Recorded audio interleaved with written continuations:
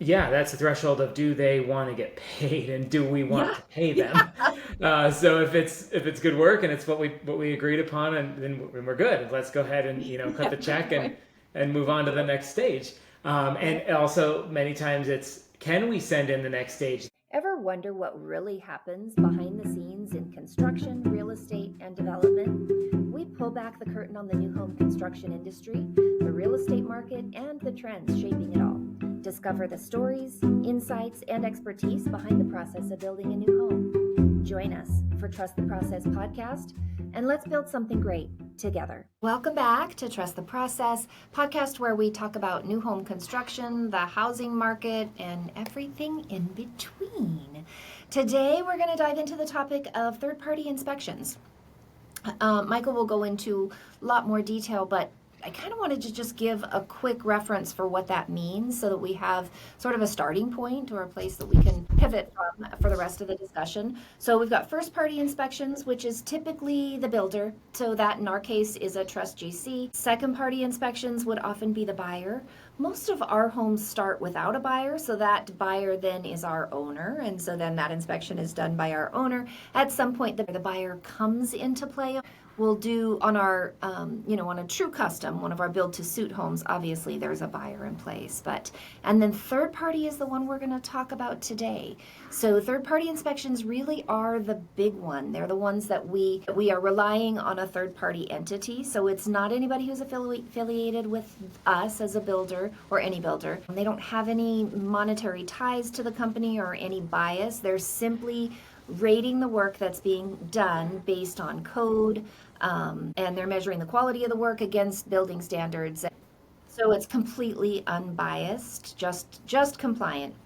So there are different points throughout the build process, and Michael's going to touch on this a little more, but where everything kind of comes to a screeching halt until we get that inspection. So we can't build any further until that inspection is completed, and it's often a municipality, be it the city, the county, the state, maybe it's a utility company or maybe an independent agency, but whatever it is, we can't move forward until we get that approval, saying everything up to this point has been good, and then we move until the next threshold. So it's sort of checkpoints along the way that we're sure we're in compliance moving forward throughout the entire process, and different areas that are evaluated and different ways that they're evaluated, inspection thresholds, if you will. So Michael, will you get into this a little bit deeper and tell Yeah, us about some of the ways that this is used on our builds and yeah, inspectors that we use, third-party inspectors that we're utilizing? yeah. I love the way that you broke it down. I think it is important to talk about primary and secondary. Yeah, because you get to the third, First. you're like, yeah, what happened to first and second? It's a good point. I actually never stopped to consider that we are the Okay. first party inspection. We are. Um, So yeah, our GC is out there walking the projects, and that happens daily. yeah, If we've hired a subcontractor, their foreman, their supers inspect it, we still go behind them and do our own first party inspection on right, behalf of Trust Home Builders to confirm that we know what went in and right. how well it was done. And So that's kind of evaluation is done daily. yeah, that's the threshold of do they want to get paid and do we want Yeah, to pay them? yeah. So if it's good work and it's what we agreed upon, and then we're good. Let's go ahead and cut Yeah, the good check and point. move on to the next stage. Yep. And also many times it's can we send in the next stage? The installation company said they're done. They want to get paid, and the drywallers are right behind them. Usually there's another inspection in between the installation and the drywall in most jurisdictions, but let's say, all right, well, is it time to send the drywallers in? Can we send the third party Hmm. inspector in? Which I want to talk about a distinction between a third party and a special inspection. These are two different things, but they're Okay. both third party. Okay. So I love the idea of us, trust home builders being, first party inspection. And in That's our great. case, because we start without, like I mentioned, Yeah. you're the buyer in most Then I'm situations. the You're the buyer. Yeah, owner, because I'm and the one. because we Yeah. don't have the home sold yet, we're Right. also the owner. Yeah, Right, I'm still the owner, you're still the and owner. I'm the one with the purse strings, so I'm the first party and the second party. But I Absolutely. agree with you. The GC and the project manager is kind of more of the first party, and I would come in as a second party inspector. Technically. And now, if we have a Yeah. buyer, then of course throughout the course of the transaction slash build, they're going to be in there and trying to micromanage us. It's tale as old as time. They're always going to be in there trying to micromanage you as a builder, even Yes. though you're the expert. They come further down the road. Yes, Unless it's a true exactly. custom, right? Built to Unless it's suit. true custom, or they go to contract and they're a slab or whatever, or if they're upstream, far Yeah. upstream. Yeah. So How far when I upstream? That's the question. Yeah, so yeah, we try to keep Yeah. them kind of more downstream. Yeah. And then also when we sell the house, there is a second party, buyer who's are they going to purchase the home, and they're kind of inspecting it when they view it with one of our, salespeople. So They'll that's do the kind design studio, pick the tile, and Yeah. then once it's in, they make sure that it's laid the way they want it, or that it is Yeah, that exactly. the finishes, all of that stuff. Right, right. Yeah, that's again, we don't always have a buyer when we start, but at some point, once they get looped in, then obviously Yeah. they have to say as well.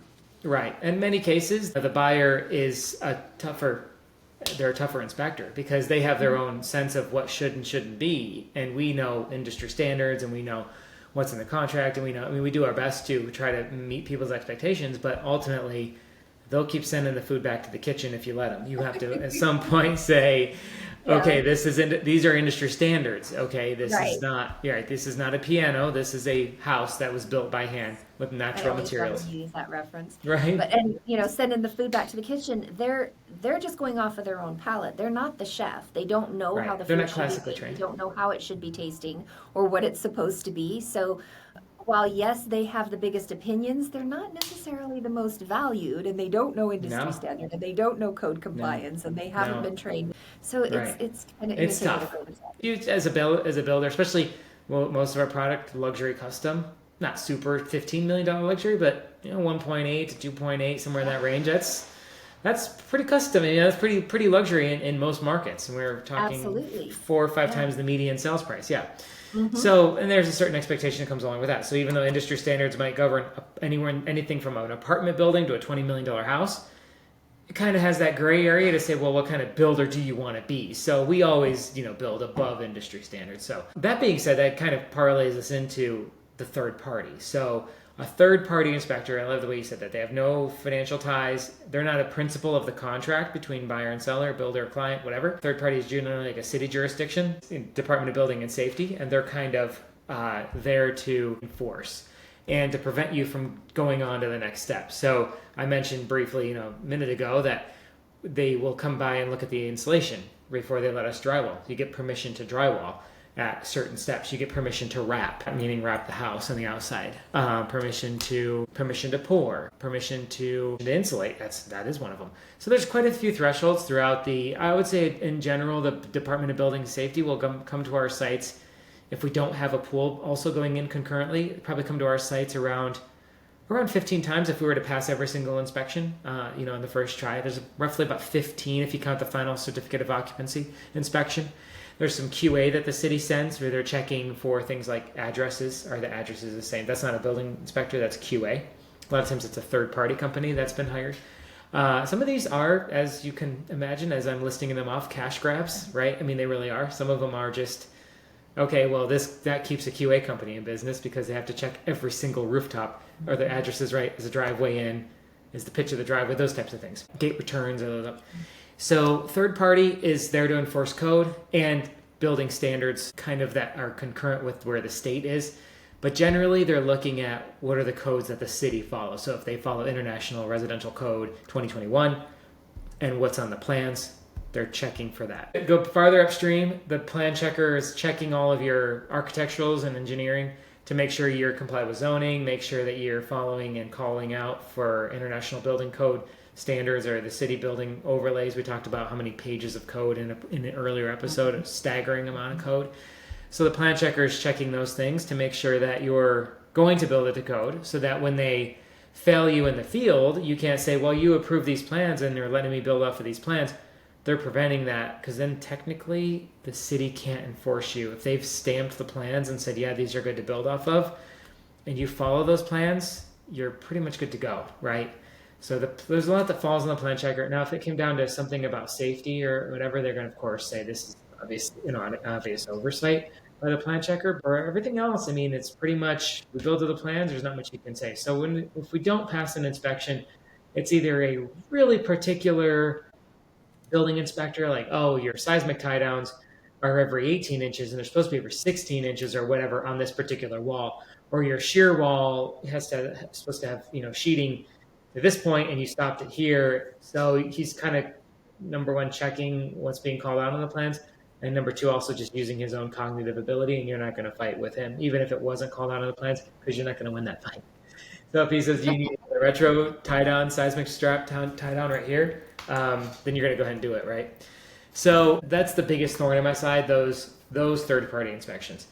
Then there's something called a special inspection, which is also a third party. So you'll retain a third party company because either the structural engineer, the civil engineer, the Department of Building and Safety at plan check called out a special inspector. So they're saying you're moving too much earth to adequately compact this. We don't trust you to compact it. So we want you to retain a third party company to test the compaction. Let's say you're going to add 5 feet of compaction. We want to test it every foot. So every time you do it and compact it, we have to come out, and you just have to, let's say it's Southwest Geo or whoever, Geotech. They're going to come out and they're going to have that on file to say, we checked it. We checked lift 1, lift 2, lift 3, lift 4, lift 5. And they were all good. They were all compacted. And then that kind of makes its way into the file. But they're not on site the whole time. They come in between. So we work for the day, they come, they check, or we work for the week, whatever it is. Yeah, whatever it takes to your next threshold. There are some special inspections that they will watch you do it. Yes. Something that's really kind of really intense. Maybe if it's some sort of usually it would be probably with grading compaction. That's what I can think of most, where you might have to hire an engineer to watch you. As a good example, screening fill. So if you have a bunch of native soil, they're going to want to watch you screen that fill through those little filter looking things, a big metal. Yep. They're going to want to watch you screen out all the spoils. So there's certain things where you might have to have that. We have a utility issue at Serene where the utilities kind of intersected. We have to pay for a special inspector to watch them do the 6 hours worth of work connecting the sewer, because they have to make sure they have to turn the water off in the middle of the night. The crew has to work from midnight to 6 a.m. We have to pay the special inspector to be there during that time to watch them do it and to sign off on it in real time, because we have to turn off water to the street. So we're going to do it at midnight and turn it off, do the valves, make sure all the joints are good, because this is controlling the entire street. So if we mess up, if our vendor messes up, the whole street loses water, and for who knows how long, because then you got to turn it off. Now you got to troubleshoot it, find where it is, because in 10 years, they're not going to remember that we did that little elbow. There's a lot of other elbows maybe in the area, so they're going to have to know that it was done 100% correct. And then, and do we have to notify the neighbors that we're doing we that? do. We're turning off their, Yeah, we do usually give them like a 48-hour notice with a little postcard mailer. I think we have to mail it and post it on their house. Put it on the door, yeah. Mm-hmm. So, and that's, we're already so popular in that area, so I'm sure they're going to love us after that. We're just making a lot of noise and a lot of dust. They'll love us and their values go up once we've got our beautiful homes in and stuff selling around them, and they can then cash in on it because we've just raised their home values. But until then, builders always take the brunt of that. They do. We're always the bad guy. So those are good examples. Yeah. So let's say, for instance, that was a condition of our building permit. Let's say that we have a large home in South Shore that has spans that are so great that the structural engineer called out structural steel. So we have a massive 4x4 steel pylon that is anchored into the foundation. It goes 24 inches to earth, basically to bedrock, because we've compacted it to more or less bedrock. So it compacts it and it sits down there in a template, and it's bolted down like it would be in a high rise. So it's pretty crazy. That requires obviously special inspections are going to call out for the steel. So that's really kind of the majority of where you'll see those third party. It's almost always something structural, right? Where they're going to want some sort of sign off. And then another special that you're always going to have would be your pad certs. So your pad elevation and compaction. So did we put it where we said we were going to put it? They come out and we call it shoot our elevations. They shoot it to say it had to be 2,663 feet above sea level. It's 2,363 feet above sea level. They're good to pour.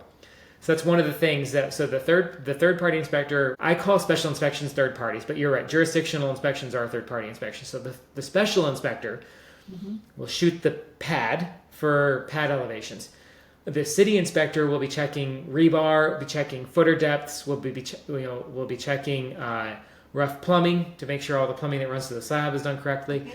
and then you get permission to pour. So that's a great example of a special inspector and a jurisdictional inspector coming together, and those two nuclear keys need to turn before you can pour the slab. And then beyond the build process, we'll have sometimes special inspections like special inspections for Energy Star, air tightness, so like duct blower. So they'll kind of mask everything off and make sure that not too much air is escaping the house.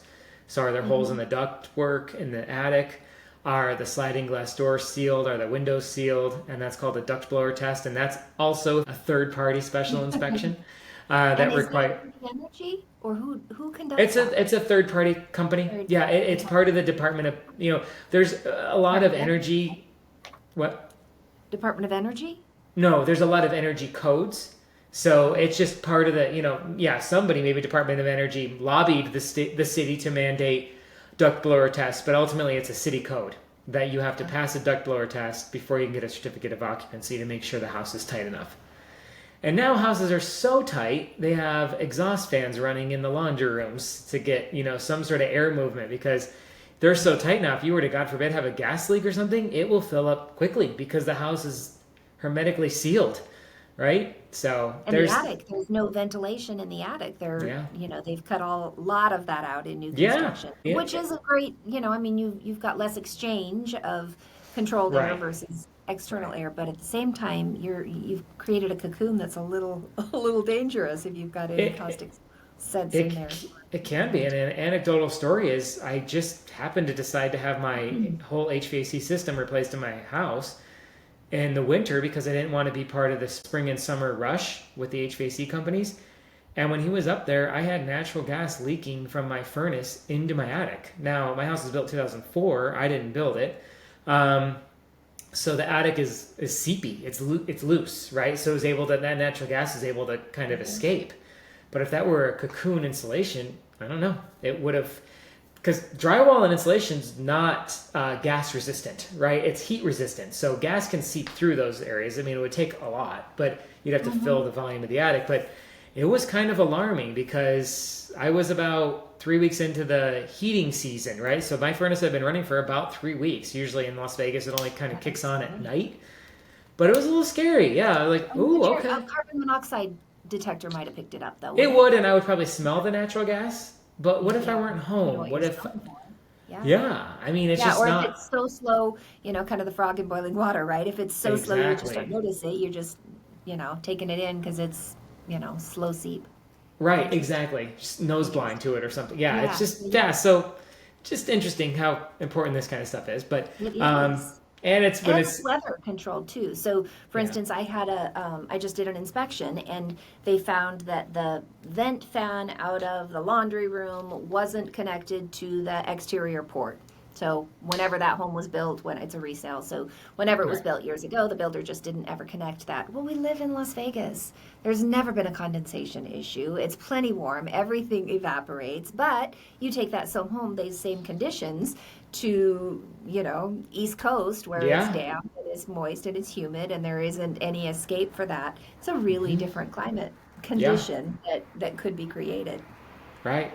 It is. Yeah. It's in some ways it's forgiving, right? Because in other ways not, right? So we don't really have to worry about moisture here because it's so forgiving. It dries out even if there is something. Florida, different story. I mean, given enough time, I'm sure every house has mold, right?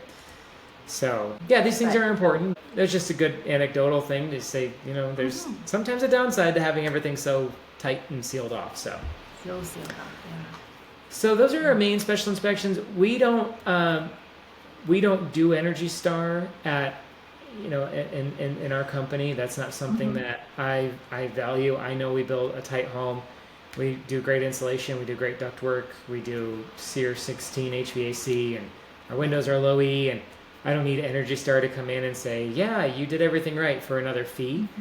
And it's something that the Energy Star looks really good on a production builder's model home, right? But we don't have, that's not going to give our homes any more value to tell us that we built a great home when we already know we built a good home. So Right. But And that's we're another building to example. those standards in most places, in most cases. Almost everywhere. Yeah, So a lot of exactly. that the Energy Star is kind of a kickback game, It's right? kind of, You pay X it number of is. dollars, but then you get so much back on it because now you're selling an Energy Star home and they give Right, you a rebate kind of a thing. So I think a right, lot of those big builders can afford to do that. They pay whatever it is, $5,000 for that certification because they get a kickback somewhere down the road. And in our right, case, we're right. building to that same standard or universal standard is very similar in most cases. So It is. They're not doing get anything that special, stamp of really. approval to, yeah. Right.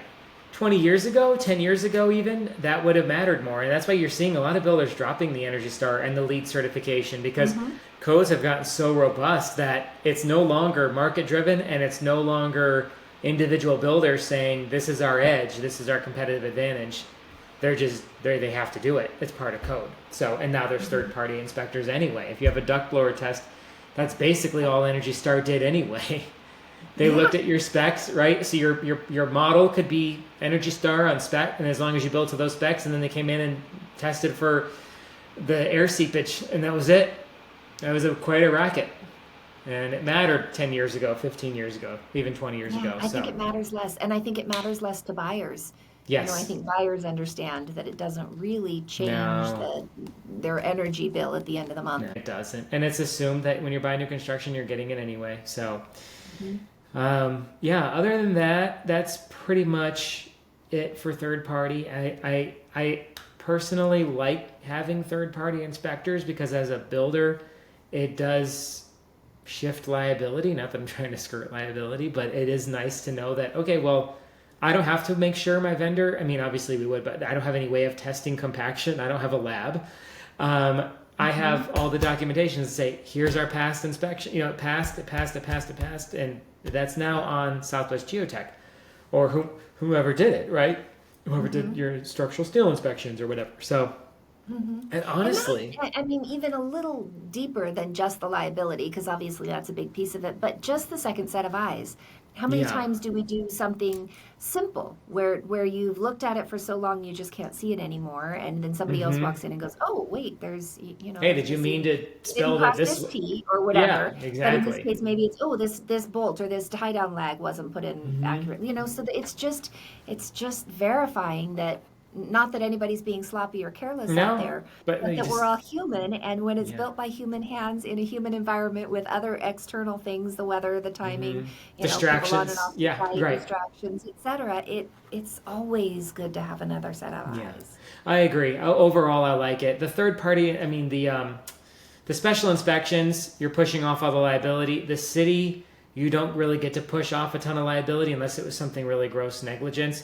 But it's kind of nice if we have a dispute. I don't like to say that we do, but we have them with our home buyers and our homeowners Yeah, every now and then because people have different every now and expectations. then. Um, we can lean on and say, look, city inspectors were in here 15 times. They said it was Yes. okay. You saw it when you bought the home. You said it was okay.